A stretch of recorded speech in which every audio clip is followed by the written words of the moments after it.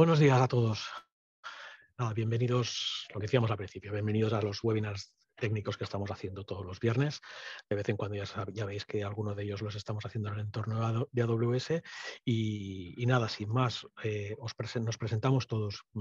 Yo soy Josep Ramón, soy el responsable de AWS en Tech Data España. Conmigo están tanto Daniel Álvarez como Javier Landaeta, que son los Solutions Architects que están localizados también en el equipo de España.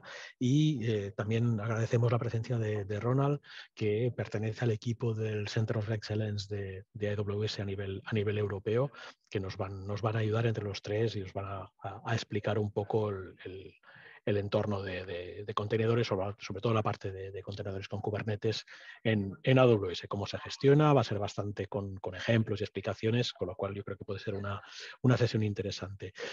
Solamente deciros una cosa, desde Tech Data lo que estamos haciendo es toda una serie de formaciones y capacitaciones fruto de este acuerdo que muchos de vosotros seguro que ya lo habréis oído hablar, de este acuerdo que tenemos entre AWS y Tech Data. Es un acuerdo a 3 años y hemos cumplido el primer año además con éxito por encima de los resultados esperados. Es un acuerdo en el que el objetivo es potenciar e invertir conjuntamente entre tanto AWS como Tech Data en cada uno de los partners, en capacitaros, en daros mayores herramientas, mayor formación, etcétera, todo con el objetivo conjunto de que vosotros vayáis creciendo en vuestras cifras de negocio, en este caso en entorno AWS. Estamos haciendo acciones muy proactivas, tanto comerciales como de marketing, y sobre todo uno de los puntos que es importante para nosotros es la formación. Las formaciones las hacemos, pensad que estamos dando más o menos a un ritmo de unas 25 formaciones cada semestre, que son muchas. Hay de todo tipo, hay formaciones muchísimo más genéricas, formaciones pensadas en lo que sería desarrollo de negocio, y luego hay otras formaciones que son mucho más técnicas como esta. Hemos ido compaginando cada una de ellas y la sesión de hoy es muy técnica, pensado en los equipos de tecnología, en arquitectos, etcétera, etcétera. Y es un poco en la que nos vamos a centrar. También este tipo de formaciones, que lo sepáis, ¿no? Las vamos a ir focalizando en diferentes workloads de los que son más requeridos por el mercado y más potenciados por AWS. Concretamente ahora toda la parte de transformación digital en el sentido de arquitectura serverless, utilización de contenedores, DevOps, etcétera, etcétera, pues un poco es donde va a ir vinculado esta sesión de ahora. Y sin más, os voy a dejar con Javier, con Daniel y con Ronald, que os van a impartir esta formación. Gracias a los tres y nada, bienvenidos a todos. Un abrazo. Muchas gracias, Josep. Bueno, vamos a empezar entonces el día de hoy conversando un poquito en relación a los contenedores en AWS, y particularmente esta presentación va a estar bastante orientada a EKS, ¿no? AWS EKS, que es el servicio de AWS para contenedores en Kubernetes.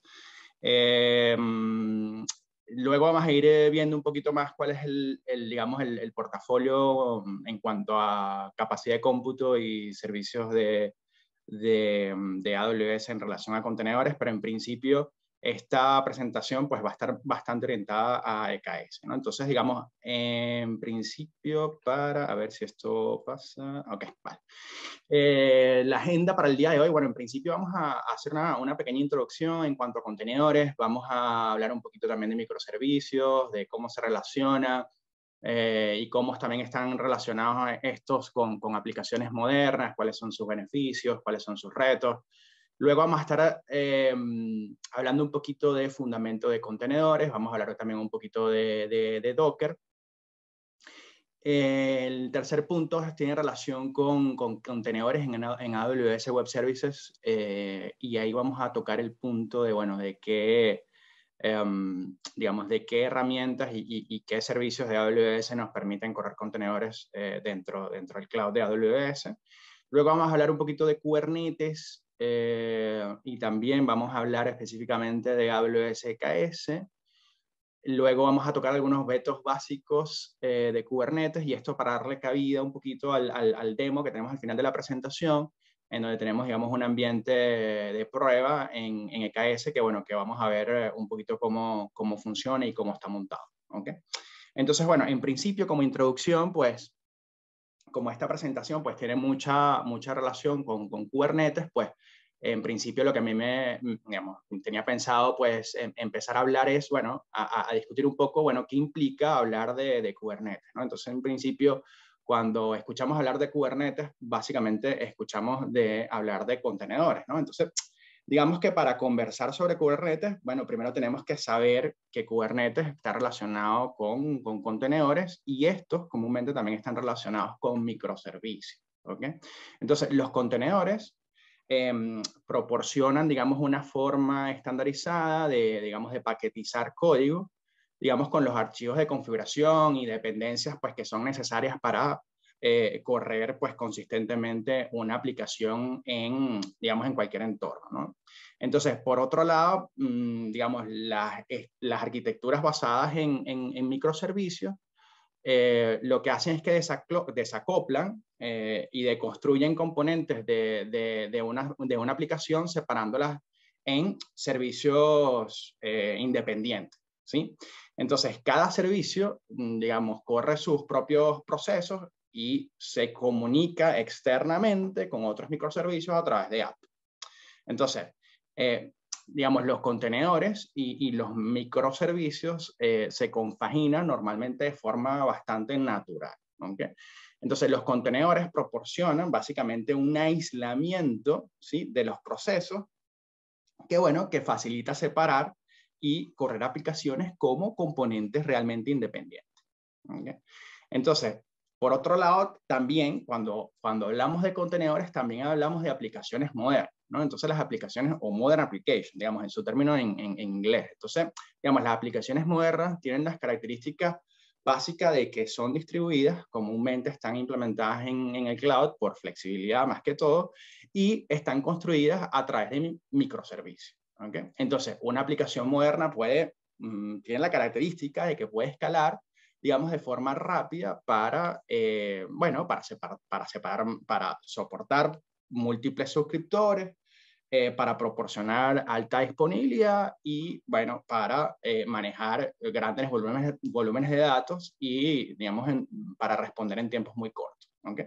Entonces, las aplicaciones construidas con microservicios pueden tener, digamos, una velocidad de despliegue más rápida debido a que, bueno, debido a que los cambios que se realizan en los componentes individuales separados, pues son mucho más fáciles de ejecutar, ¿okay? Y por otro lado, tenemos otra pata que comúnmente también mencionamos cuando hablamos de Kubernetes, que es la parte de DevOps, ¿okay? Y de CI/CD. Entonces, del punto de vista de DevOps básicamente puede ayudar en, digamos, adoptar métodos para construir microservicios, digamos, individuales en una cadena de procesos que normalmente está automatizada, digamos, un pipeline que está automatizado. Entonces, con DevOps, los clientes pueden construir, ¿sí?, lo que nosotros conocemos como un build, o pueden probar y lanzar software pues, de manera bastante rápida, ¿okay? Entonces, básicamente DevOps al final del día lo que hace es que combina, digamos, una cultura de buenas prácticas y herramientas, pues que al final lo que hacen es que ayudan a incrementar pues la habilidad para entregar aplicaciones a un ritmo más rápido de lo que lo hacen las organizaciones que utilizan, digamos, una metodología de desarrollo de software tradicional, ¿okay? Entonces, al hablar también de Kubernetes, también, bueno, ya sabemos que cuando hablamos de Kubernetes hablamos de contenedores, probablemente también hablamos de microservicios, y cuando hablamos de microservicios también se nos viene a la cabeza un poco las arquitecturas monolíticas, ¿no? Y ese antes de la invención, digamos, de los microservicios. Entonces, las arquitecturas monolíticas tienen la característica de que son, digamos, aplicaciones construidas en una sola unidad de hardware, ¿sí? Es decir, en un solo bloque. Entonces, estas arquitecturas monolíticas tienen también la característica de que al escalar, digamos, cualquier parte de la aplicación, se requiere también escalar la aplicación completa, ya que estamos hablando precisamente de un bloque y de que, digamos, lógicamente no existe una separación como quizás sí existe en el tema de microservicios, pues este tema de escalar el aplicativo puede resultar un reto en estas arquitecturas monolíticas porque, bueno, eso implica quizás escalar otros componentes de la arquitectura, ¿no? Entonces, a medida también que la aplicación cambia, el código evidentemente también se vuelve mucho más complejo. ¿Por qué? Porque comúnmente es un solo bloque de código y no solamente más complejo, sino se vuelve también un poco más riesgoso porque, claro, al cambiar y hacer un cambio, por ejemplo, en alguna de las cosas que se encuentran, digamos, en esta arquitectura, puede que afecte a otras, ¿no? Entonces, esto hace que los cambios, pues, sean difíciles de llevar a cabo. Y por último, pues los equipos poseen una autonomía, digamos, un poquito limitada, porque, claro, tienen que tener, digamos, el dibujo digamos, de toda la arquitectura para eso, para poder, digamos, hacer cambios de manera más rápida y de minimizar el riesgo de que ese cambio no afecte otras áreas de la aplicación. ¿Okay? Entonces, por otro lado, luego tenemos los microservicios, ¿no? Entonces, la característica principal de los microservicios es que son aplicaciones que son construidas, digamos, como una serie de componentes, como ya dijimos, que son componentes individuales, ¿okay? Entonces, cada componente normalmente puede escalar independientemente y eso es una de las ventajas de utilizar microservicios, que ya lo vamos a ver más adelante. Los cambios, evidentemente, son mucho más sencillos de llevar a cabo. ¿Por qué? Porque comúnmente los cambios afectan a uno o varios componentes o varios microservicios, pero no impactan, digamos, a la totalidad de los componentes. ¿Okay? Y evidente, como consecuencia, los microservicios pues hacen que los equipos posean una mayor autonomía pues para realizar los cambios.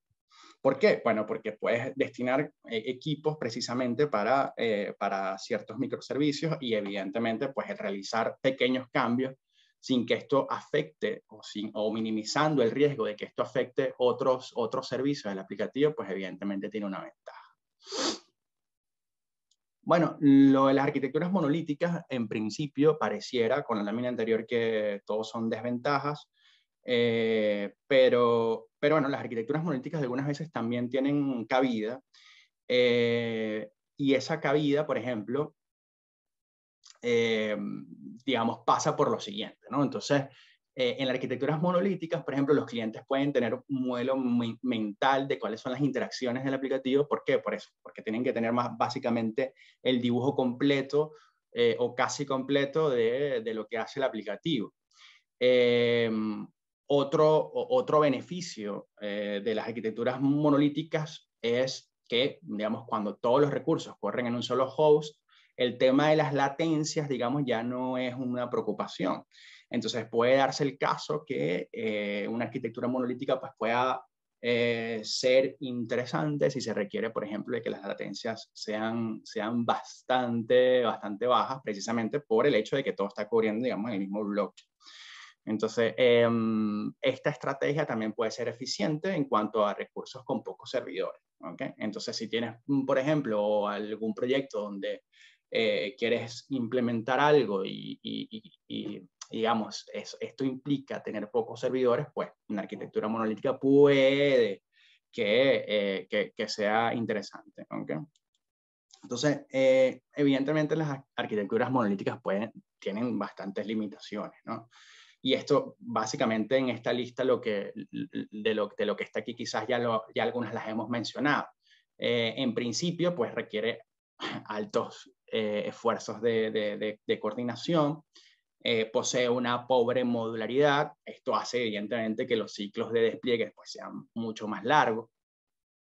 Puede sufrir impactos ante cualquier cambio, lo que hablábamos del riesgo, de que un cambio puede quizás a lo mejor afectar en otro sitio. Es difícil de escalar, al menos implica mucho más recursos el escalar una arquitectura como esta y evidentemente pues requiere largos tiempos, no solo de construcción, sino también de cambios. ¿Okay?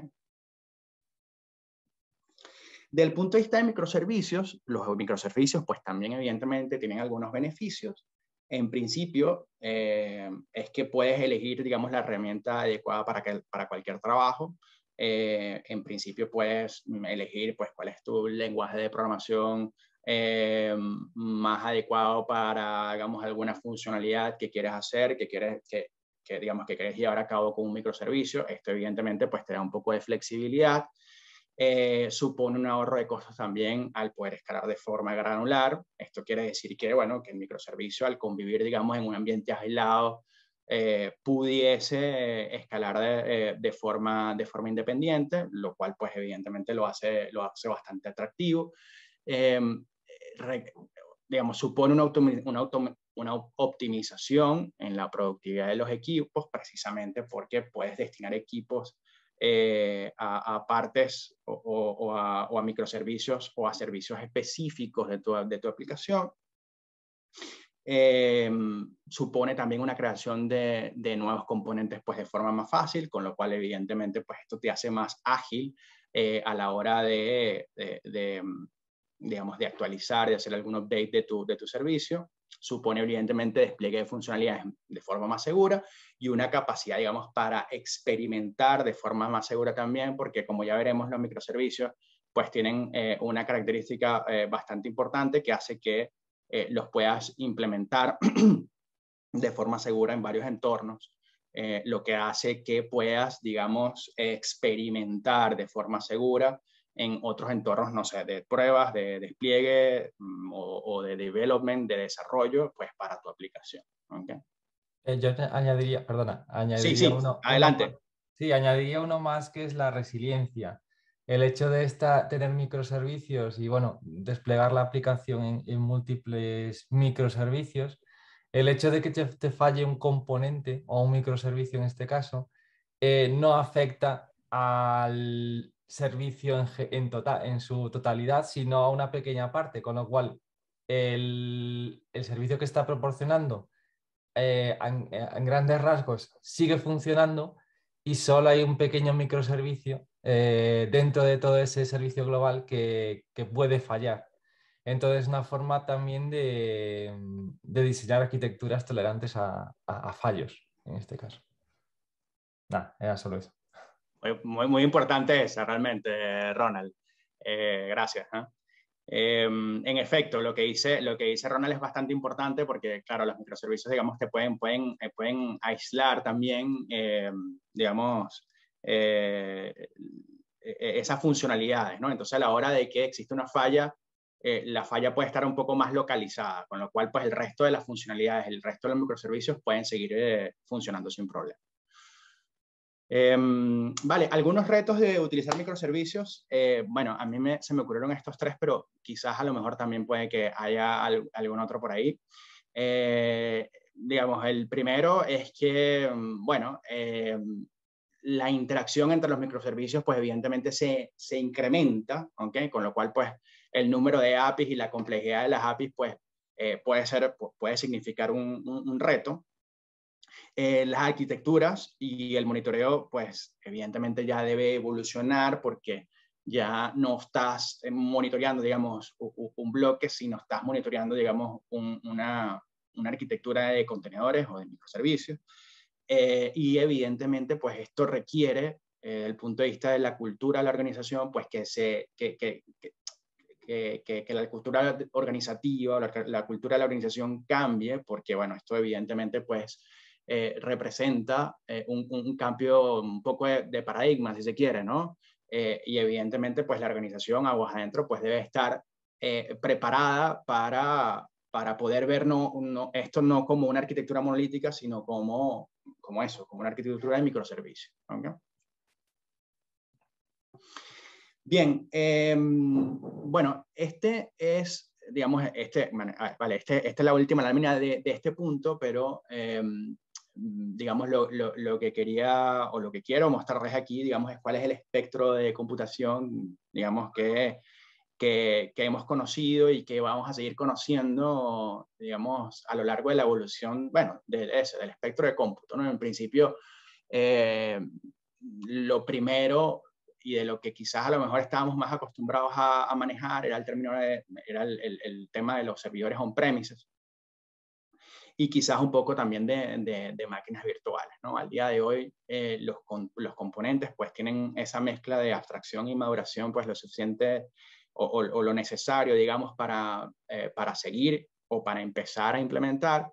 Y esto, digamos, este espectro de cómputo pues sigue evolucionando a otras cosas que al día de hoy conocemos como serverless. En el caso de AWS, pues tenemos las funciones Lambda y otros servidores y otros servicios de AWS que están empezando a ser serverless y que pues, empiezan a ser mucho más interesantes, ¿no? De todos modos, el tema de contenedores, como les digo, es un tema que al día de hoy, desde el punto de vista de abstracción y madurez, pues digamos, está, tipo, bueno, tiene un balance, ¿no? entre ambas cosas, ¿okay? Vale, el segundo punto, perdona, es fundamento de los contenedores, ¿no? Entonces, bueno, las plataformas basadas en contenedores son populares, bueno, debido a que proporcionan una plataforma, como ya vimos, estable y suficientemente madura, ¿no? Además, pues proporcionan un conjunto de herramientas sin cambiar radicalmente el modelo de operaciones y sin forzar, digamos, al desarrollador de software a salir de su área de confort, ¿no? Básicamente una imagen de un contenedor es un paquete de software ejecutable, ¿okay? Con algunas características, ¿no? En principio, la principal característica es que es bastante ligero e incluye todo lo necesario para correr la aplicación, ¿okay? Esto incluye el código, la configuración, las dependencias y el runtime, ¿okay? Entonces, además, un contenedor utiliza, pues, bueno, el sistema subyacente del host, pues, para correr el contenedor. Entonces, básicamente, en conclusión, un contenedor, ¿sí? O mejor dicho, se crea un contenedor cuando se corre una imagen de un contenedor. ¿Okay? Entonces, los contenedores utilizan las capacidades pues, del sistema operativo subyacente, es decir, las capacidades del sistema operativo del host o del servidor, para correr estos procesos que son procesos realmente aislados, ¿no? Entonces, esta forma de trabajo permite que los despliegues pues, comúnmente sean más rápidos, que sean fiables y que sean consistentes independientemente del entorno en el que estemos trabajando. ¿Okay? Entonces, ¿cuáles son los beneficios de los contenedores? Básicamente, y yo creo que el que se nos viene primero a la mente es el beneficio de que es portable. ¿Okay? ¿Qué quiere decir que sea portable? Que en principio es independiente del sistema operativo, de los equipos físicos, de las máquinas virtuales, o de las máquinas que estemos utilizando en la nube. Es decir, si yo agarro un contenedor y, digamos, con las herramientas adecuadas lo corro, por ejemplo, en un equipo físico, pues esto comúnmente pues, va a poder también correr en una máquina virtual, por ejemplo, en el cloud. ¿Okay? Es inmutable. ¿Okay? ¿Qué quiere decir que sea inmutable? Esto quiere decir que cuando se construye un contenedor, su imagen no se puede alterar. ¿Okay? Es decir, una vez que yo construyo esa imagen que vimos en la lámina anterior, con todos esos componentes, con la configuración, con las dependencias, con el runtime, esa configuración en principio, mejor dicho, esa imagen en principio no se puede alterar. ¿Okay? Es flexible. ¿Por qué es flexible? Bueno, porque puede correr versiones simultáneas en entornos diferentes. ¿Para qué nos sirve esto? Esto nos sirve para poder crear entornos, por ejemplo, de despliegues Blue-Green o de testing o de otros entornos que tengamos en mente. ¿Okay? Es bastante veloz porque evidentemente supone ciclos más rápidos de desarrollo. Esto ya lo habíamos hablado en otras láminas. Y es bastante eficiente porque supone evidentemente una utilización mejor de los recursos. ¿Okay? ¿Qué quiere decir esto? Que bueno, que algunas veces, digamos, en ese espectro de cómputo que hemos visto en láminas anteriores, si estamos trabajando con servidores on-premise, comúnmente lo que hacemos es que diseñamos la capacidad del servidor por mucho más de lo que realmente supone el tráfico que va a cursar por ese servidor, pues precisamente pues para estar preparados si existe o si llegara a existir algún incremento en el tráfico. Entonces, evidentemente, desde el punto de vista de contenedores, pues ya el escalamiento ya se hace a otro nivel y esto evidentemente pues supone una mejor utilización de los recursos porque utiliza solo un servidor, que es el servidor subyacente, el host subyacente, para correr, digamos, para correr varias aplicaciones, que es básicamente esto que les voy a mostrar ahora, ¿no? Entonces, en principio, los servidores on-prem tenían una capa de hardware, tenían una capa de sistema operativo, unas librerías y simplemente arriba corría pues las aplicaciones. ¿Okay? Luego pasamos a las máquinas virtuales. Esto ya pues representó un cambio de contenedor, ya que le agregamos una capa de virtualización. Digamos, sobre esa capa de virtualización pues convivían las máquinas virtuales. Evidentemente esto hacía o hace que se utilicen los recursos de forma más eficiente, pero hay un componente dentro de la máquina virtual que, digamos, no lo hacía tan portable, no lo hacía tan ligero, que era el sistema operativo guest, ¿okay? O el sistema operativo invitado, no sé cómo traducirlo, sí, el sistema operativo guest, ¿okay? Entonces, claro, sobre esta máquina virtual convivían librerías y convivían pues también las aplicaciones. Luego pasamos a una arquitectura ya de contenedores, que es básicamente esto que estamos hablando, donde pues existe ya una capa de containerización, unas librerías y evidentemente los contenedores que, como pueden ver, pues corren las aplicaciones y esto hace pues evidentemente que el contenedor sea mucho más ligero y más portable que una máquina virtual, precisamente porque no tienes que ir a cuesta, digamos, con el sistema operativo, ¿vale? Entonces, bueno, cuando hablamos de contenedores, pues es inevitable pues hablar de Docker. ¿Okay?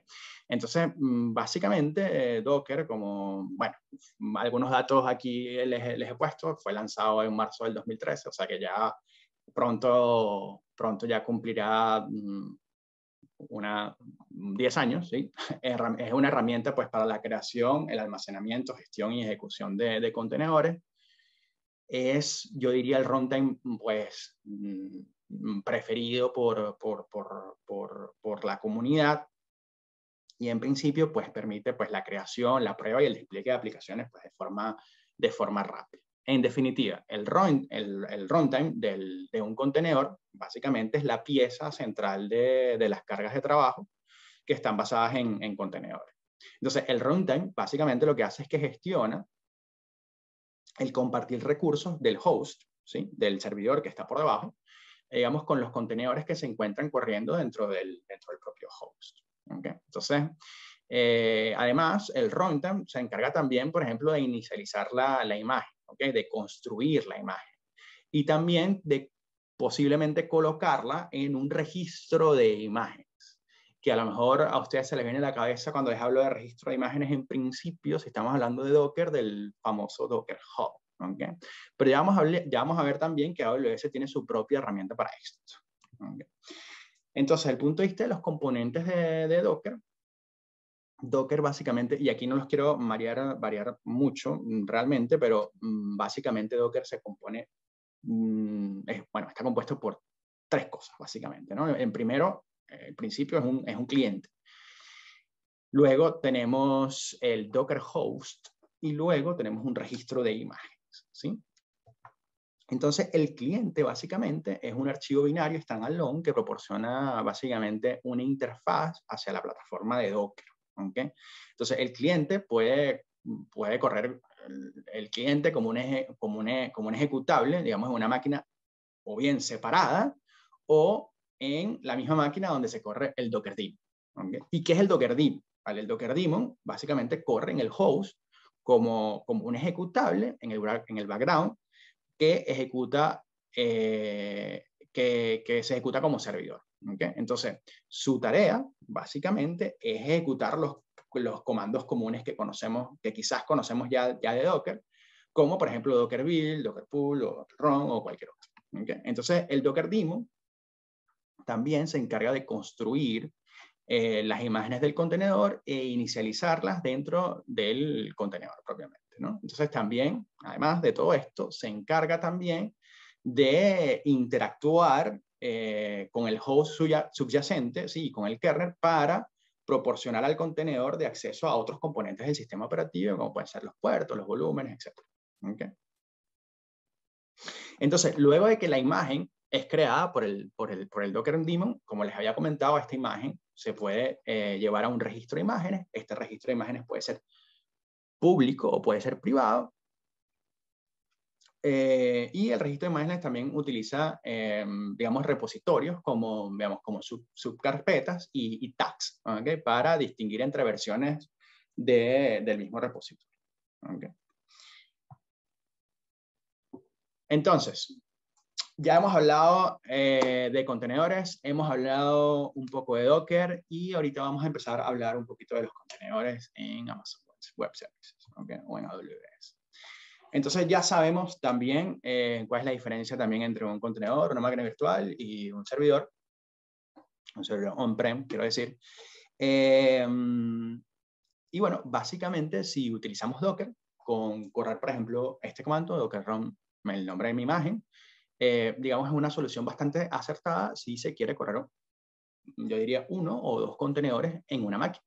Pero la gran pregunta es, ¿qué pasa cuando esto requiere una solución que sea mucho más escalable? ¿Okay? ¿Qué quiero decir?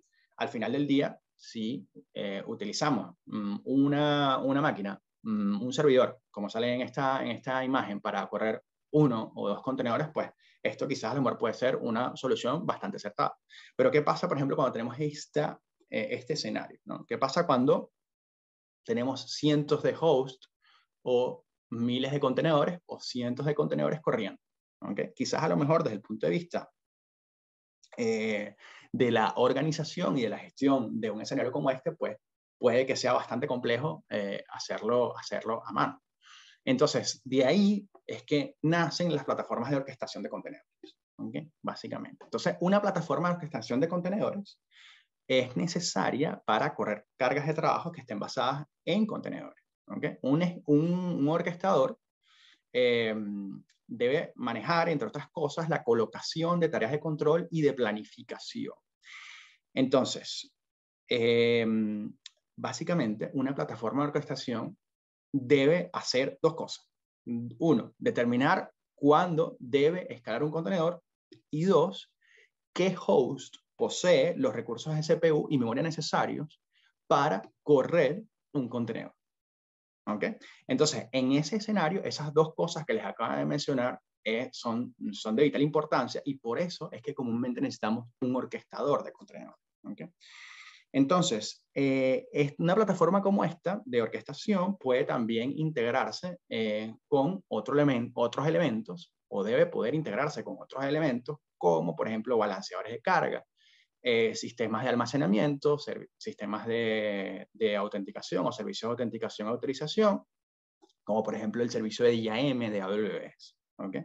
Entonces, elegir una plataforma de orquestación de contenedores, sin duda, para mí, pues es una decisión pues bastante importante. Entonces, ¿qué nos ofrece AWS en cuanto a esto? Bueno, desde el punto de vista de orquestación, básicamente tenemos 2 servicios. Quizás a lo mejor estos 2 servicios ya los habrán escuchado. El de EKS, pues evidentemente ya lo han escuchado, que es el servicio de Elastic Kubernetes Service, que es el servidor de EKS de AWS, pero por otro lado también tenemos otro servicio de orquestación, que es el Container Service, el Elastic Container Service, que lo conocemos como el ECS. ¿Okay?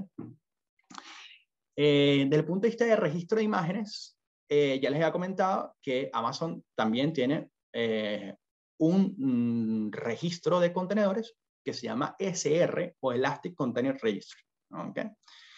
Que vendría siendo como el homólogo un poco a lo que es Docker Hub. ¿Okay? Y el punto de vista de computación, ¿qué ocurre? Detrás de cada uno de estos servicios de orquestación existen unos nodos de cómputo. ¿Okay? Es decir, existe lo que llamamos nosotros durante la presentación el host subyacente. ¿Okay?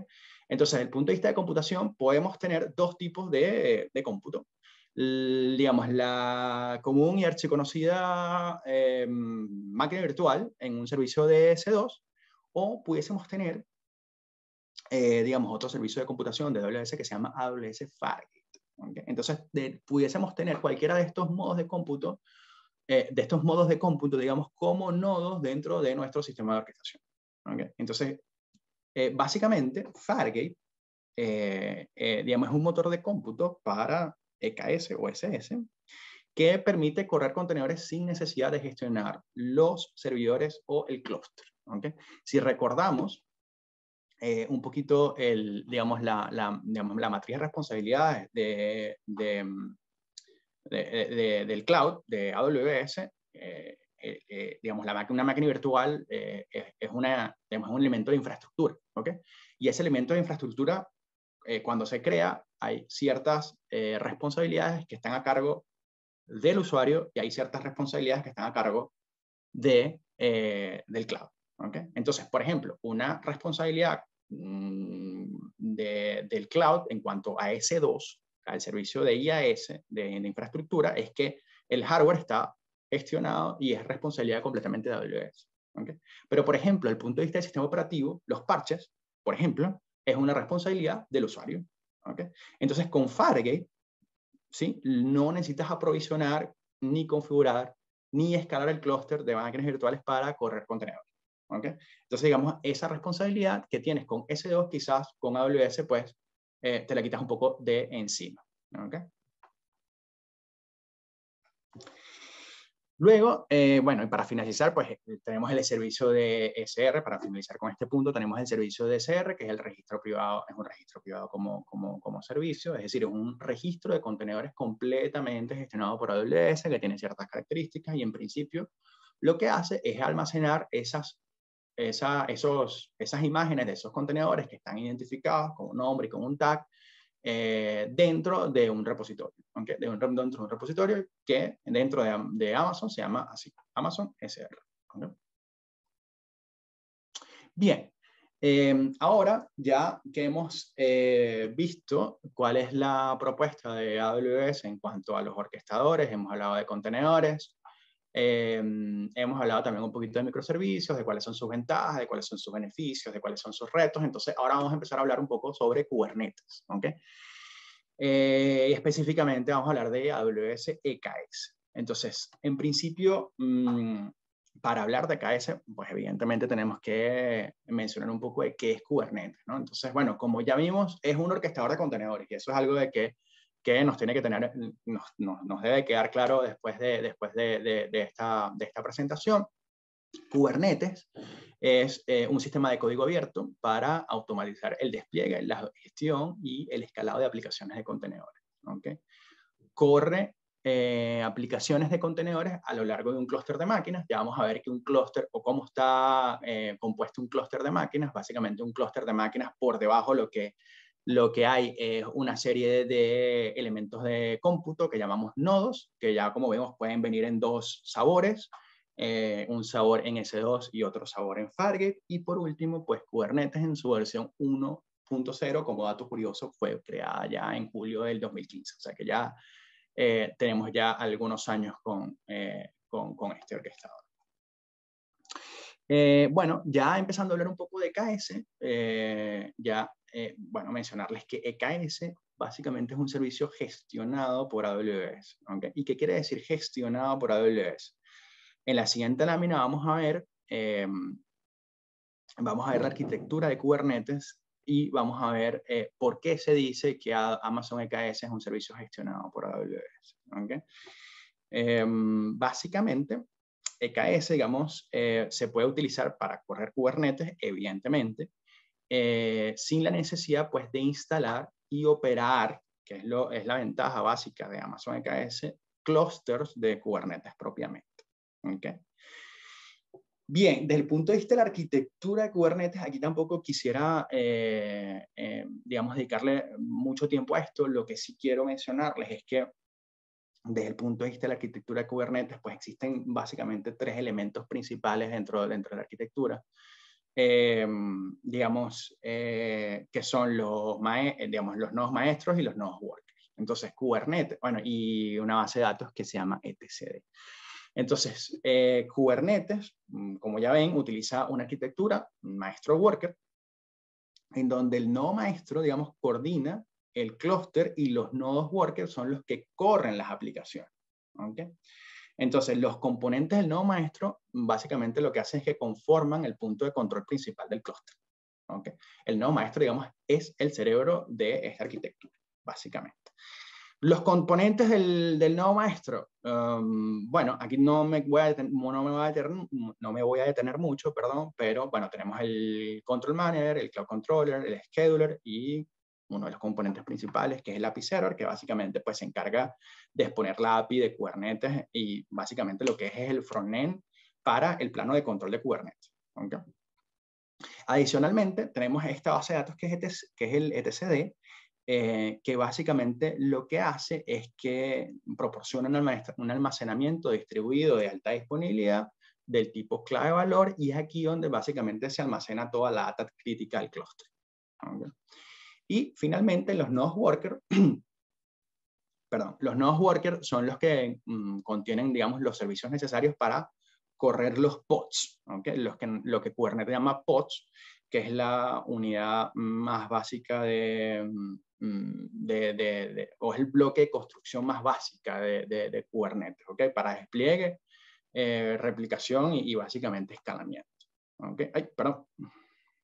Vale.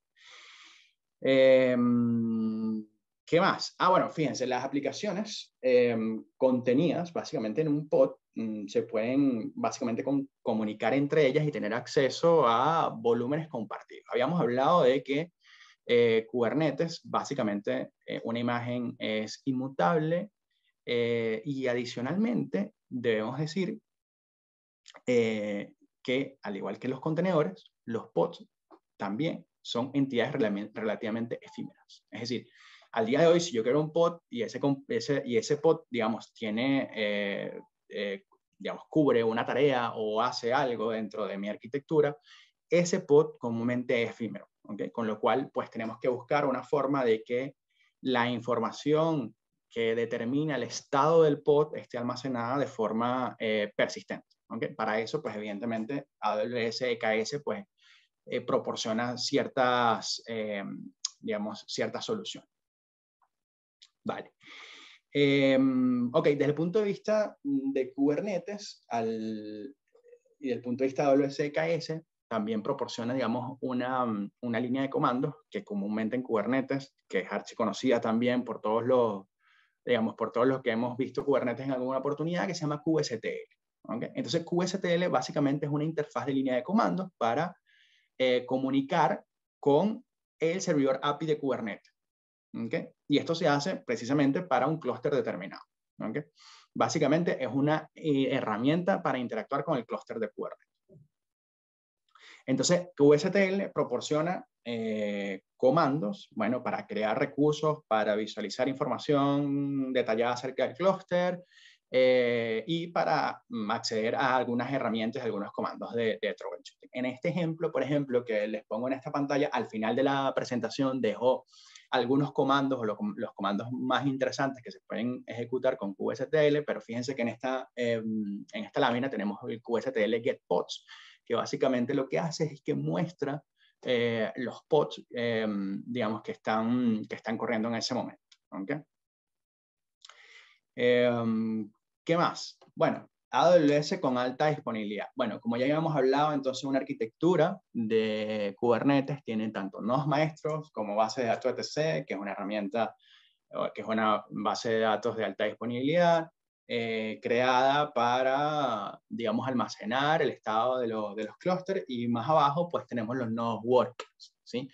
Esto, lo que están viendo ustedes en pantalla, podría ser un despliegue, digamos, de una solución de Kubernetes básica cruda, ¿no? En la que tendría yo como usuario que gestionar todos esos elementos en cada una de las zonas de disponibilidad. ¿Qué ofrece EKS? Básicamente lo que ofrece EKS es tener centralizada, o mejor dicho, como servicio, el nodo maestro o los nodos maestros de Kubernetes, y centrar nuestra atención realmente en la gestión de los nodos workers y también en el desarrollo de nuestra aplicación. Entonces, ¿qué ofrece básicamente EKS? Lo que hace es que te ofrece esa capa de control de esos nodos workers como un servicio. De igual forma, puedes acceder al clúster a través de la misma línea de comando de kubectl y por debajo tienes, digamos, los nodos que pueden estar corriendo en varias zonas de disponibilidad. ¿Okay? Entonces, es así, digamos, la ventaja principal de AWS KS es precisamente esta, es que es poder obtener esa capa de control como servicio, con lo cual la gestión de todos esos nodos maestros quedan a cargo de KS y la gestión de la solución para, por ejemplo, autoescalado y gestión de nodos de trabajo sí queda de parte del usuario del servicio. Vale, ya estamos casi en el último punto. Ahorita lo que vamos a hacer es que vamos a mencionar algunos objetos básicos de Kubernetes, pues para darle un poco de contexto al demo que vamos a hacer al final. Y para esto los dejo con Daniel Álvarez, que bueno, nos va a explicar un poco más sobre cuáles son estos objetos básicos. Vale, Javier. Hola a todos. Bueno, sí, te doy un poco de descanso, Javier. He hablado bastante. Vale, les vengo a comentar sobre los objetos básicos de Kubernetes, que básicamente son objetos para poder declarar en el orquestador de Kubernetes y poder gestionar nuestras cargas de trabajo, gestionar y operar nuestras cargas de trabajos a través de la configuración de ciertos atributos. ¿Sí? A ver, siguiente, Javier, si puedes pasar la lámina. Y así vemos los objetos básicos. Bueno, como pueden ver acá, y bueno, por el poco tiempo también, vamos a hablar únicamente de los 4 objetos básicos que son namespace, pod, deployment y servicio y service. Hay muchos más, sí, como por ejemplo entornos, variables de entorno, daemon set, secrets, pero vamos a enfocarnos por ahora en estos 4 que son los más importantes para comenzar a trabajar con nuestras cargas de trabajo. El primero de ellos es namespace, ¿sí? Que la traducción es espacio de nombres. ¿Qué significa este objeto? Este objeto básicamente es una manera de separar nuestras cargas de trabajo a través de clústeres virtuales dentro del mismo clúster físico anteriormente declarado, ¿sí? De esta manera podemos separar el tráfico, podemos separar nuestras cargas de trabajo que están dentro de los pods, ¿sí? No totalmente aislado, ¿sí? Pero sí se puede de una manera, a través de políticas, poder separar este tráfico y estas cargas de trabajo. Por lo general, se van a encontrar con un namespace por defecto que va a tener como nombre default, y básicamente allí es donde pueden empezar a desplegar sus cargas de trabajos. Y además van a tener otros espacios de nombres que ya vienen por defecto declarados para procesos internos de KS, ¿sí? Lo van a ver con la palabra cube-system, por ejemplo, ¿sí? Va a empezar por cube, por cube.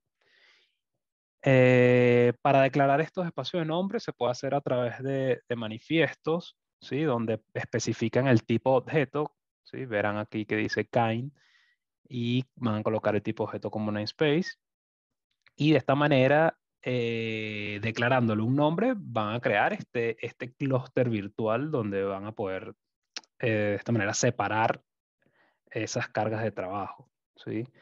Entonces, bueno, básicamente eso se trata de espacio de nombre, y como les dije anteriormente, van a tener uno ya creado por defecto si no hacen este declarativo con el manifiesto o incluso por la línea de comandos.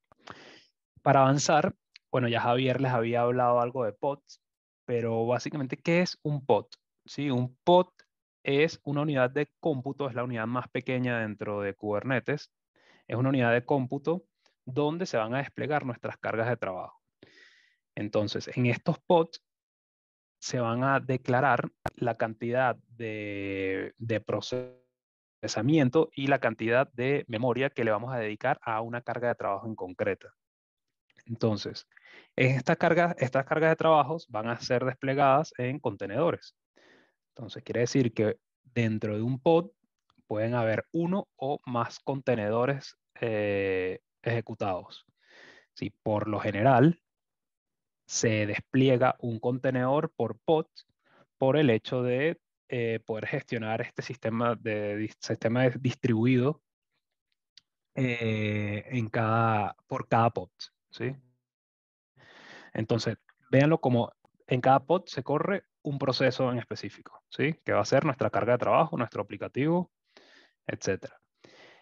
Y la particularidad de los pods es que tienen compartido los recursos de almacenamiento y redes. ¿Ok? Entonces los pods pueden comunicarse entre ellos dentro del mismo host virtual. ¿Ok? Bueno, básicamente eso es un pod. Vale, si avanzamos, bueno, el pod se puede desplegar, ¿sí? Individualmente, configurándole qué contenedor se va a correr dentro de ese pod, pero también hay otra manera de desplegar los pods de una manera más con alta disponibilidad y automatizada, ¿sí? Y esto se hace con lo que se llama el replica set. Si el replica set es un objeto donde se establecen el número de réplicas de pods que se van a estar ejecutando en un momento determinado y para una carga de trabajo determinada. Entonces, ¿dónde declaras estas réplicas? Las vas a declarar en un manifiesto llamado, un objeto llamado deployment. Sí, como verán arriba, señaló donde dice kind otra vez, que va a ser el tipo de objeto, va a ser deployment. Entonces, con el deployment tenemos la habilidad de poder declarar la cantidad, el número de réplicas que van a tener estos pods y además dentro de este manifiesto deployment vamos a poder declarar nuestra carga de trabajo dentro de ese pod. ¿Sí? Entonces, a la izquierda, como podrán ver, es el manifiesto de deployment donde contiene una metadata, ¿sí? En la metadata básicamente lo que haces es agregar un nombre a este deployment, una etiqueta o una... declarar en qué namespace va a correr este deployment, ¿sí? En este caso el namespace es de 2048 Game, ¿sí? Que fue creado previamente. Y en spec vamos a poder crear una etiqueta, ¿sí? Esta etiqueta se declara con el app 2048. Dentro de ese spec vamos a colocar el número de réplicas. En este caso van a ser 5 réplicas. Es decir, que van a estar desplegados 5 pods de esta misma carga de trabajo. Y dentro del spec de ese spec es donde vamos a declarar nuestro pod, ¿sí? O nuestro contenedor que va a correr dentro de ese pod. Indicándole la imagen que va a tener nuestra carga de trabajo. En este caso, la imagen la está buscando en el repositorio, ¿sí? El repositorio puede ser, como comentó Javier, el servicio AWS SR, ¿ok? Donde van a estar alojadas todas las imágenes que vamos a desplegar. Y vamos a declarar el puerto para este contenedor, que en este caso es el puerto 80, ¿sí? Entonces, bueno, de esta manera, con el objeto de deployment es donde vamos a especificar todos estos atributos para gestionar y operar nuestras cargas de trabajo, ¿sí? Nuestros workloads. A ver, ahora vamos a avanzar con servicios. Sí, que en este tipo de objeto llamado servicio es donde vamos a declarar y exponer nuestra aplicación, ¿sí? Ya sea para hablar con otros pods internamente o para exponerlo a un entorno externo, ¿sí? ¿Qué quiere decir esto? Que si tenemos una carga de trabajo o una aplicación desplegada en un contenedor dentro de un pod, Kubernetes nos ofrece diferentes tipos de servicios para exponer esta aplicación. Entonces, bueno, acá a la derecha van a ver otro manifiesto de tipo servicio, ¿sí? Dentro del namespace previamente creado, y en spec es donde vamos a declarar los atributos del servicio, que en este caso es de tipo load balancer, ¿sí? Ya, bueno, en otra oportunidad o más adelante, Javier les va a mostrar los tipos de servicios disponibles, pero tengan en cuenta que los más comunes son load balancer, cluster IP, node port y ingress. ¿Ok? Entonces, eligiendo el tipo de servicios, va a variar el tipo de configuración en la que vas a exponer esta carga de trabajo. Entonces, volviendo a este manifiesto, que es de tipo load balancer, quiere decir que va a exponer nuestra aplicación a través del puerto 80 y se va a comunicar con la carga de trabajo que previamente se había declarado del puerto 80 también. ¿Sí? ¿Y qué va a estar por detrás de este load balancer? Bueno, se va a declarar con este apartado de selector, donde va a trabajar con todos los pods que lleven tagueado este 2048, este tag de 2048. Entonces, en resumen, va a estar expuesto la aplicación a través del puerto 80 para el entorno exterior, y internamente va a hablar con todos los pods que estén tagueados con 2048 a través del puerto 80 también. Y bueno, además que se está declarado el protocolo TCP. Entonces, bueno, teniendo todos estos objetos básicos en consideración, en la demo que Javier va a presentar más adelante, vamos a poder ver cómo trabaja y cómo opera estos 4 objetos en conjunto, ¿sí? En un entorno de demo. Entonces, bueno, para no quitarles más tiempo, les dejo con Javier y él les va a conversar un poco más de la demo que teníamos planificada. Muchas gracias, Daniel. Bueno, ahora en el próximo paso vamos entonces a ver un poco la demo digamos, en un ambiente, en un clúster que hemos configurado en AWS KS. Pero antes de la demo quisiera mencionarle un par de cosas, ¿ok? Lo primero es que existe una herramienta, digamos, para gestionar y para crear clústeres dentro de AWS que se llama EKS-CTL o EKS Cluster, ¿ok? O EKS-CTL. Tiene varios nombres realmente dentro.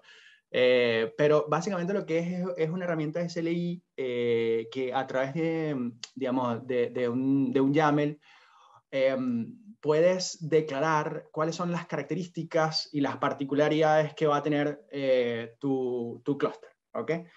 Si ustedes se meten a través de la consola intentan, por ejemplo, crear un clúster de EKS directamente desde la consola de AWS, puede que esto le lleve un poco, digamos, un poco de tiempo, ¿no? Entonces, ¿por qué? Porque, bueno, hay que crear una serie de elementos, hay que crear los elementos de red, hay que crear los security groups, hay que crear una serie de cosas que al final pues tomaban tiempo. Entonces se decidió que se iba a crear y se creó esta herramienta que se llama KSCTL y básicamente, está escrita en Go y lo que hace es que por detrás ejecuta un stack de CloudFormation, ¿ok?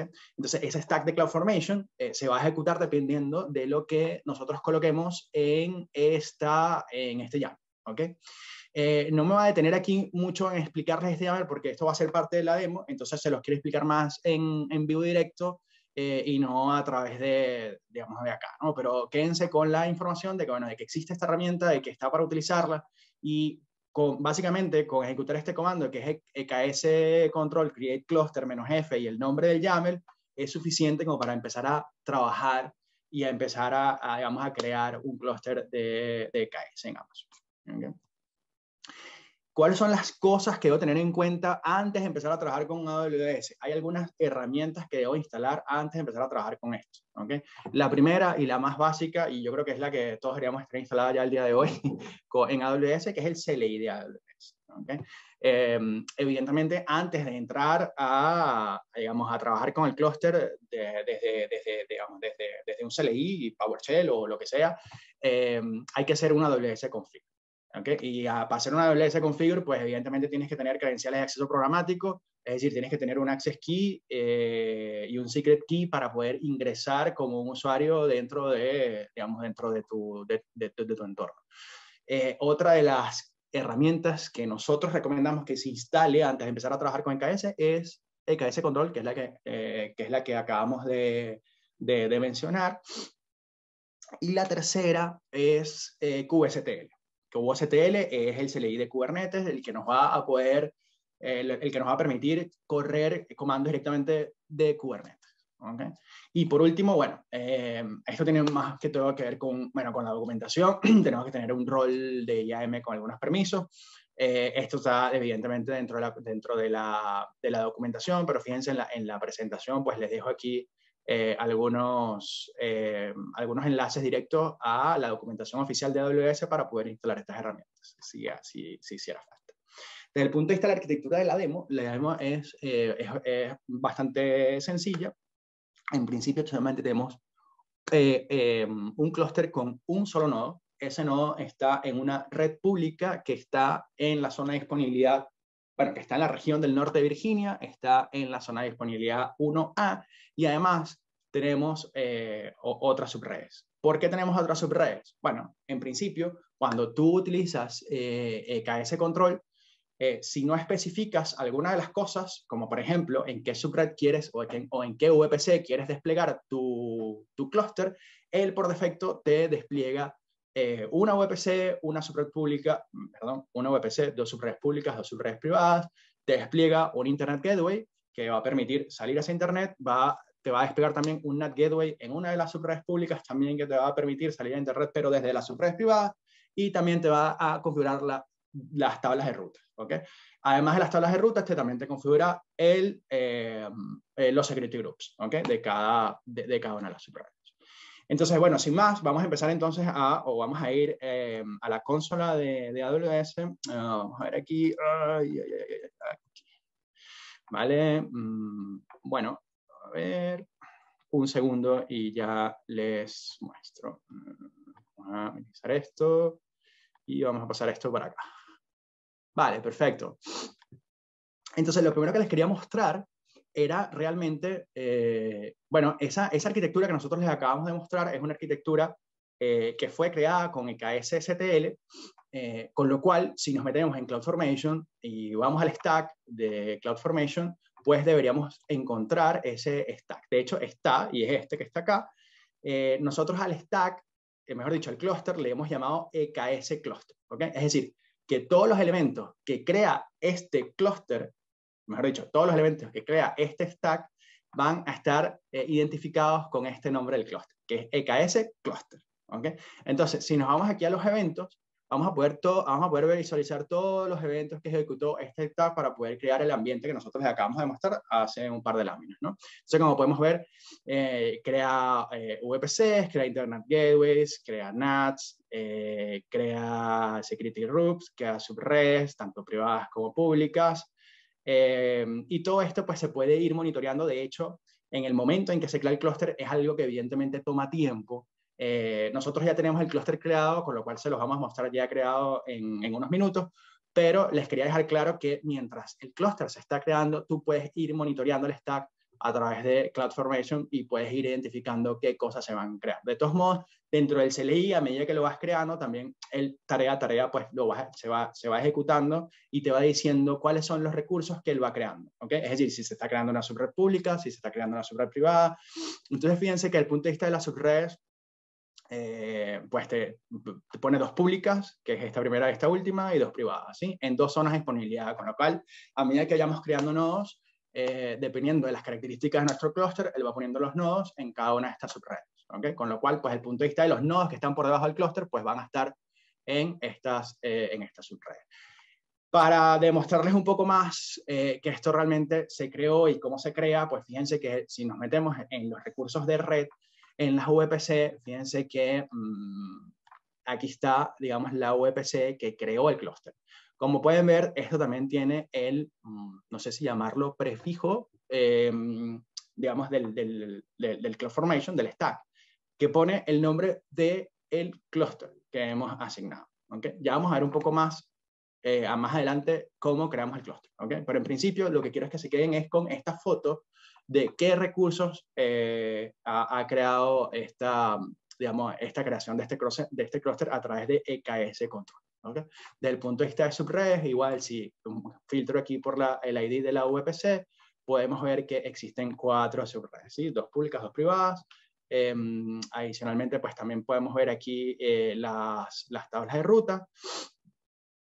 Por ponerles un ejemplo, fíjense que desde el punto de vista de la tabla de rutas, si nos vamos aquí a las rutas de esta VPC privada, fíjense que por un lado maneja el rango de direccionamiento, que esto, ojo, esto también lo puedes especificar si eliges desde qué VPC quieres crear tú el stack, ¿ok?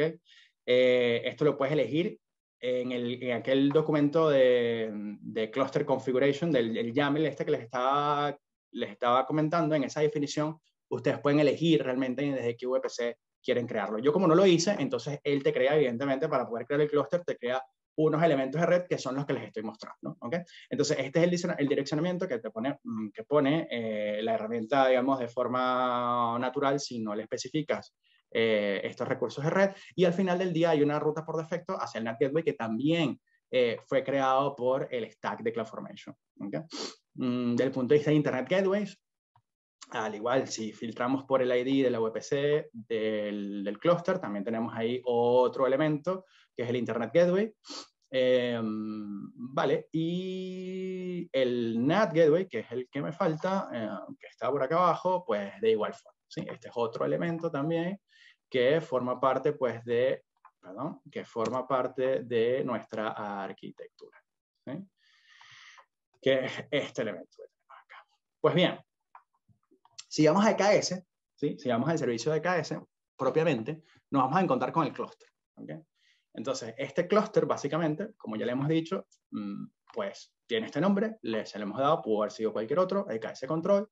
Si nos metemos dentro del clúster, podemos ver los detalles del clúster. ¿Okay? Entre los cuales se encuentran, pues, la configuración y específicamente cuál es el cómputo que tenemos por debajo de este clúster. Entonces, como pueden ver, nosotros al día de hoy tenemos un solo nodo dentro de nuestra configuración del clúster. ¿Okay?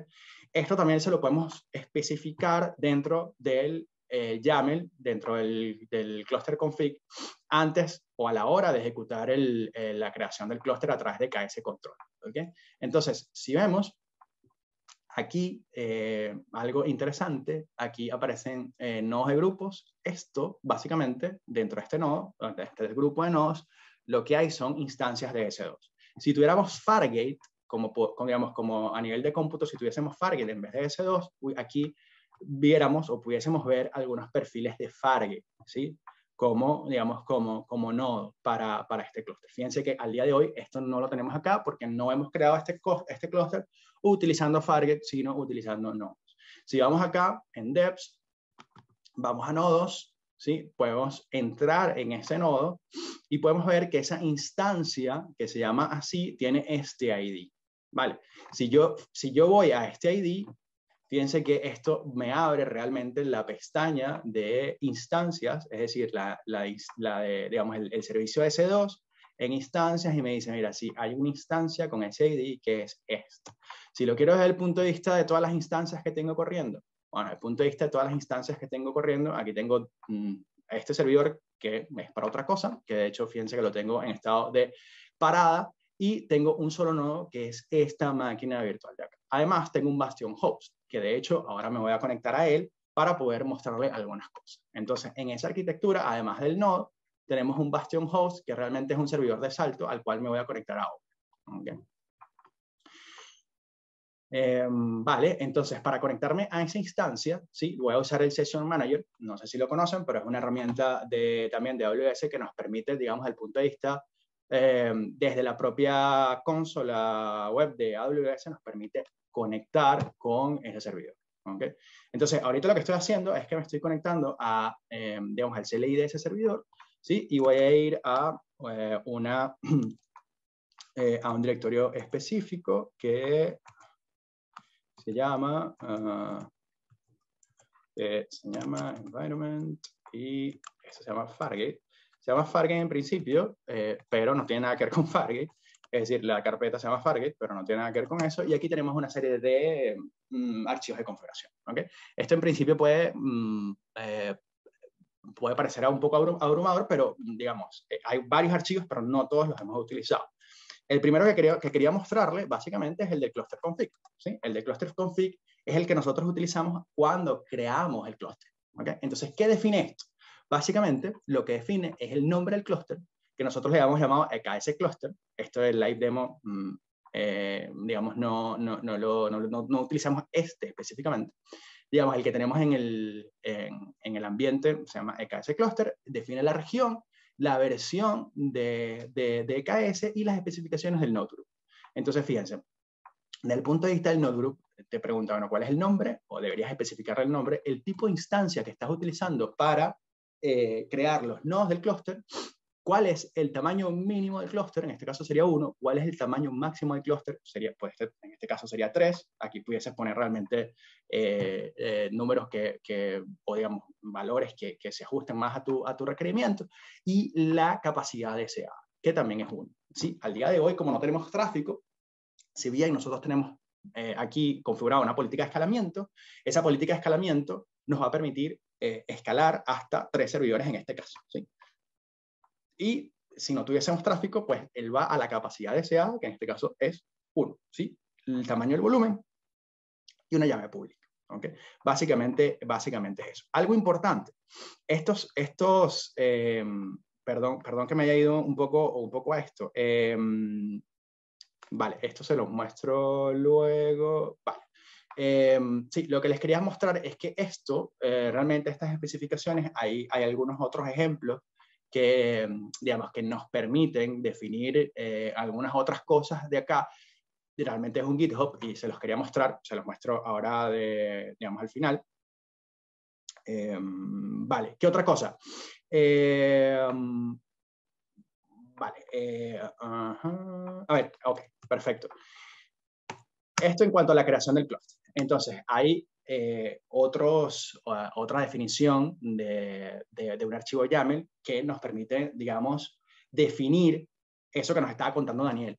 ¿Qué nos estaba contando Daniel? Nos estaba contando cosas como pods, como deployments, como servicios y todos esos objetos que van a hacer posible crear nuestra aplicación. Entonces, en nuestro caso es este archivo que se llama 2048 game. Entonces, ¿qué tiene esto? Realmente, fíjense, lo primero que tiene es una creación de un namespace, con lo cual ya estamos haciendo una pequeña división, si se quiere, virtual, de un namespace separado del namespace por defecto que te crea o con el que viene QR, ¿sí? Que se llama 2048 game. Ya luego viene el deploy, ¿sí? Entonces, fíjense, desde el punto de vista del deployment, solamente tenemos que darle un nombre, el nombre del namespace donde estamos creando ese deployment, y el punto de vista de los pods, pues cuántas réplicas queremos crear. ¿Sí? Y adicionalmente las imágenes de los contenedores, y en este caso del único contenedor que está corriendo sobre este pod. ¿Okay? Entonces esa imagen, como dato curioso, no viene de un repositorio de imágenes de Docker, sino que viene directamente del repositorio de SR. ¿Okay? Entonces, es decir, para nosotros, para este ejemplo, creamos un repositorio de imágenes en SR, y lo que estamos haciendo es que estamos tirando de esta imagen en su última versión, básicamente. ¿Okay? Le estamos dando un nombre a ese contenedor, estamos abriendo un puerto para ese contenedor, y además estamos aquí definiendo una cosa que es para el escalado de los contenedores, que no forma parte de esta discusión, pero que es importante tener en cuenta, evidentemente, porque a la hora de escalar, mejor dicho, a la hora de trabajar con S2, tenemos que pensar en una forma de cómo escalar. ¿Okay? Y luego, finalmente, aquí lo que estamos haciendo es definiendo el servicio. ¿Okay? Entonces, el servicio, de igual forma, tiene un nombre, tiene un namespace, tiene un puerto expuesto al servicio, y, digamos, el target port abajo adentro es también el puerto 80. Estos puertos, evidentemente, pudieron haber sido diferentes, y el tipo de servicio es un tipo de servicio load balance. ¿Qué quiere decir esto? Que este servicio está expuesto directamente a tráfico de Internet, y hay un balanceador de carga, que ya vamos a ver dónde lo vemos, que está distribuyendo la carga entre todos los pods que están por debajo, ¿sí? Dentro de mi despliegue. Es decir, yo al día de hoy tengo un solo pod, de hecho tengo una sola réplica, ¿sí? Pero pudiese tener N, ¿sí? Pudiese tener 50 pods, ¿ok? Entonces, y esos 50 pods, evidentemente, corren el mismo contenedor, son inmutables, están haciendo exactamente lo mismo. Entonces, para poder distribuir la carga, y si quisiera distribuir la carga entre todos esos pods, evidentemente la forma de hacerlo es exponiendo un servicio del tipo load balance. ¿Okay? Entonces, fíjense, si entonces empezamos a utilizar los comandos de QSTL, entonces pues hacemos, por ejemplo, decir QSTL, get pods. Claro, ¿qué ocurre? Aquí, como estoy trabajando con un namespace diferente, tengo que especificar el nombre del namespace, que en este caso, como habíamos dicho, es 2048 game. Entonces vemos que tenemos un solo pod, está en un estado de ejecución y tiene este ID o este identificador de nombre. Desde el punto de vista de servicios, que quizás a lo mejor es lo más interesante, fíjense, si yo pongo aquí service, igual namespace 2048, me doy cuenta que ese servicio tiene aquí un cluster IP, ¿sí? Que es una dirección IP que parece ser una dirección IP privada, ¿sí? Es decir, que quizás con ella, desde el punto de vista de exponer mi servicio hacia Internet, no tiene mucha utilidad, pero sí veo que aquí hay un external IP, y ese external IP tiene que ver con ese tipo de servicio que nosotros ejecutamos a la hora de definir el servicio. Fíjense que esto apunta a algo que se llama ELB. ¿Sí? ¿A esto a qué le suena? Esto le suena a Elastic Load Balancer, ¿sí? Entonces, esto realmente es un endpoint de un Elastic Load Balancer. Es decir, que si esto yo lo copio y lo pego en un navegador, esto debería poder ser accesible de cara a Internet. Entonces, si yo esto lo pego en una pestaña del navegador, entonces, fíjense, esto por detrás lo que está haciendo es que está llamando al pod, a uno de los pods, y esto realmente es lo que se está ejecutando detrás. Es el juego básicamente de 2048. ¿Sí? Yo realmente no sé mucho cómo jugar esto, lo siento, pero bueno, aquí lo que vemos es que con este endpoint que apunta a un LB, es un endpoint público, con lo cual puedes tener acceso al aplicativo que está corriendo el pod por detrás, que no es más que una imagen de un contenedor que está definido para este servicio. ¿Okay? Más cosas. Bueno, para mostrarles el SR, básicamente. El SR, pues aquí tiene este repositorio que se llama 2048 website, y aquí está, digamos, el tag de la última imagen que pudimos ver. Esta es la URI que estamos utilizando. Como pueden ver, si la pego aquí, fíjense que tiene este aspecto, que es algo muy parecido a lo que podemos ver si hacemos aquí cat de 2048 game, y podemos ver aquí que la imagen es básicamente esta, ¿sí? Es decir, estamos utilizando exactamente esta misma URI, ¿vale?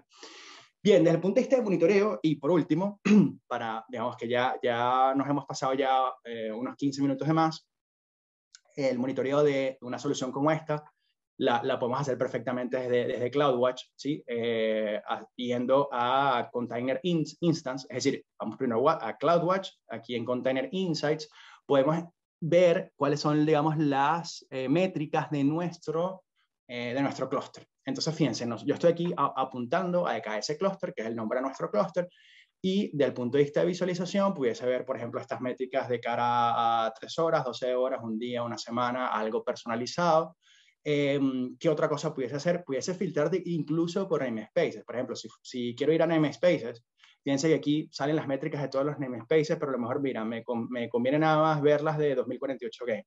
Entonces, al darle clic ahí, pues fíjense que todas las métricas pues están ya orientadas a nada más ese namespace, con lo cual pues esto pudiese ser bastante llamativo, pues interesante. ¿Quiero configurar alarmas? Bueno, sí, también se puede. Si vamos aquí a View in Metrics, por ejemplo, de la utilización de CPU, pudiese entonces yo con esta métrica definir por ejemplo, para este único namespace, una alarma. Entonces le doy a la campanita y aquí lo que hago es que defino cuál es la alarma que quiero, ¿sí? El threshold que quiero utilizar y cuál es el umbral que quiero utilizar para esa utilización de CPU. ¿Ok? Bueno, esto es básicamente lo que teníamos planificado pues como demo para mostrarles. Hay una cosa interesante que también les quería mostrar. No sé si quizás a lo mejor tenemos 5 minutillos. A ver, vamos a poner la presentación por aquí. Vale, lo primero es desde el punto de vista del repositorio de GitHub que les estaba diciendo para... sí, aquí está. Para, digamos, la definición de del cluster config para utilizar EKS control. Fíjense que aquí hay una serie de ejemplos, ¿sí? Hay una serie de ejemplos. Por ejemplo, aquí está un ejemplo particular. Si queremos, por ejemplo, crear un clúster de EKS utilizando ya una VPC que ya está creada dentro de nuestra cuenta, por ejemplo. ¿Sí? Es decir, no queremos que EKS control por detrás, que VPCs, cree subredes. Entonces, aquí está un ejemplo por ejemplo, de cómo hacer eso. ¿Sí?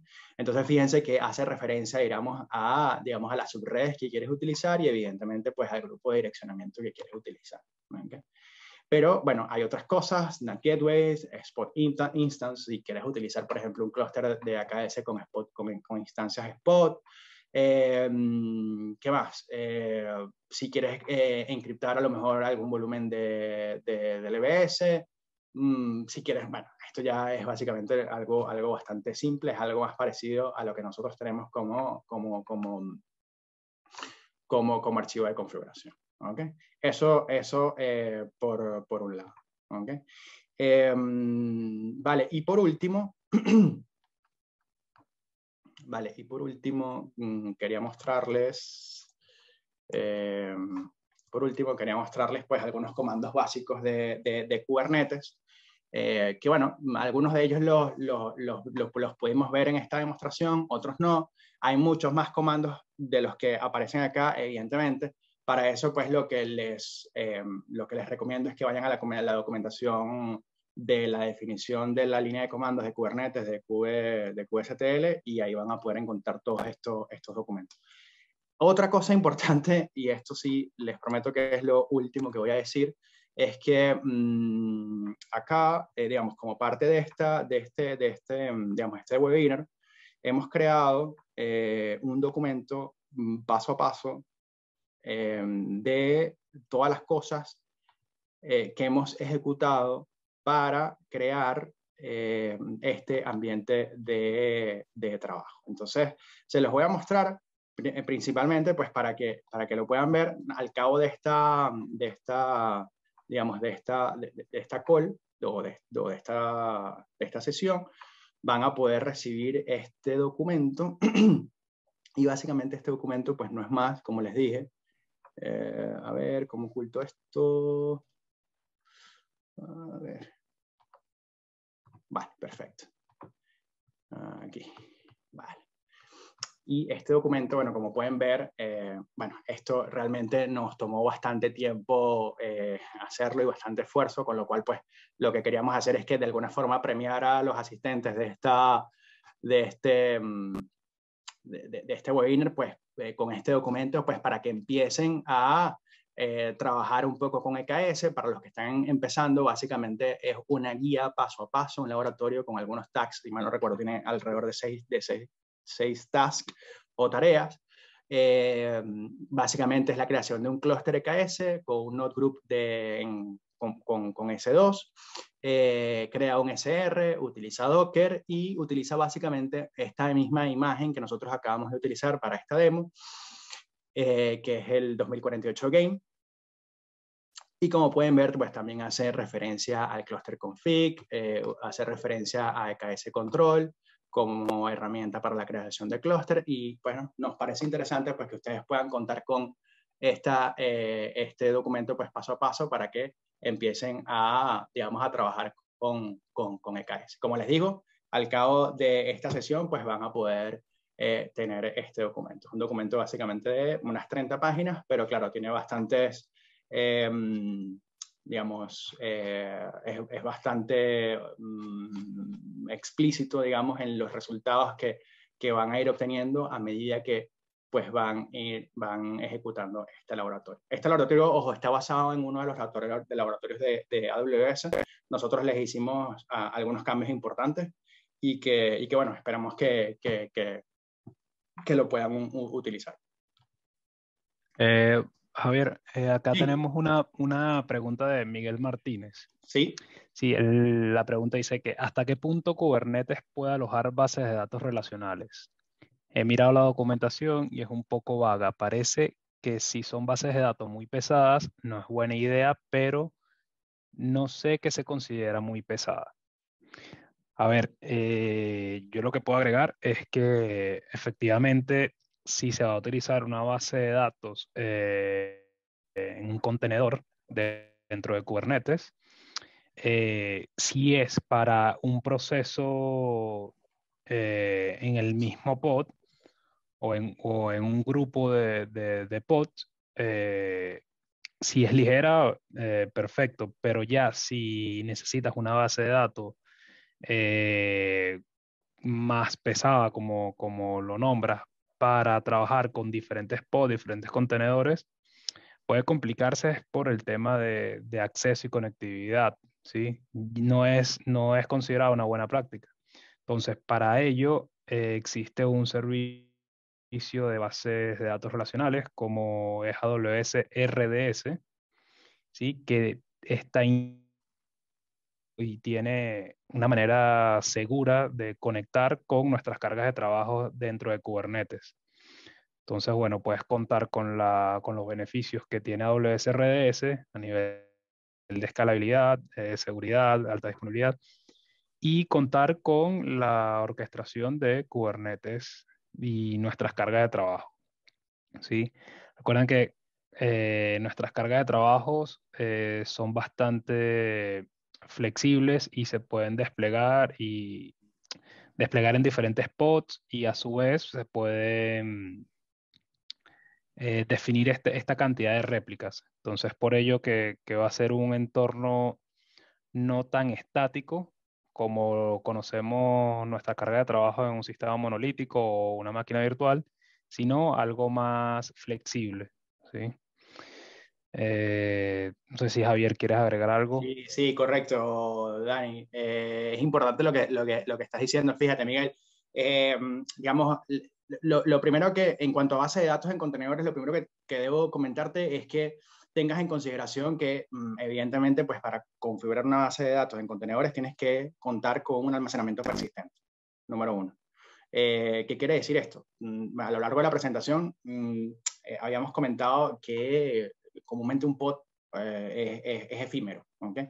Es decir, el alojar una base de datos por detrás tiene que contar con un almacenamiento persistente. Entonces, en AWS el almacenamiento persistente puede venir, por ejemplo, digamos, con un sistema de almacenamiento de archivos, por ejemplo, con un FS, o puede venir, por ejemplo, con un EBS, ¿sí? Con un disco.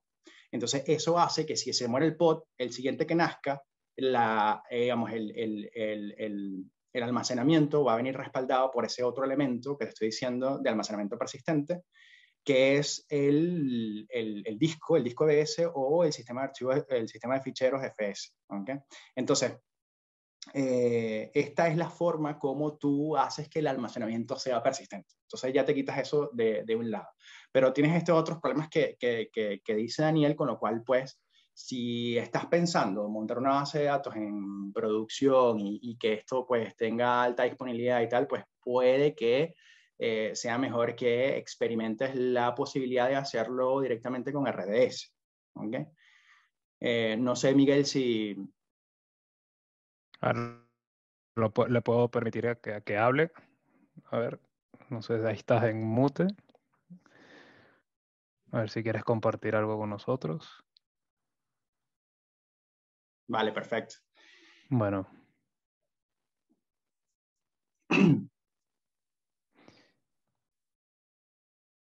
No sé si... Vale, comentó que le ha quedado sí, claro.